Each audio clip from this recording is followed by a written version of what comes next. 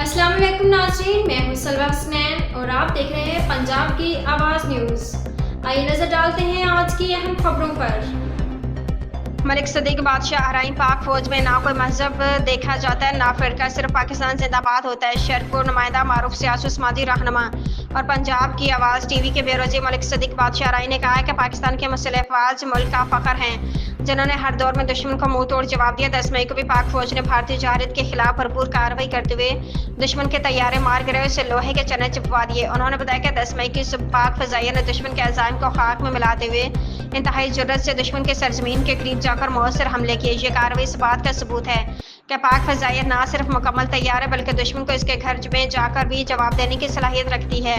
पूरी कौम खसूसन अवाम अपनी पाक फजाई को सलाम पेश करती है और उनकी दिलीरी पर फख्र महसूस करती है। उन्होंने कहा कि पाक फौज की सबसे बड़ी ताकत इसका इत्तेहाद है। यहाँ ना कोई मजहब देखा जाता है ना कोई फिरका, सिर्फ एक पहचान होती है और वो है पाकिस्तान।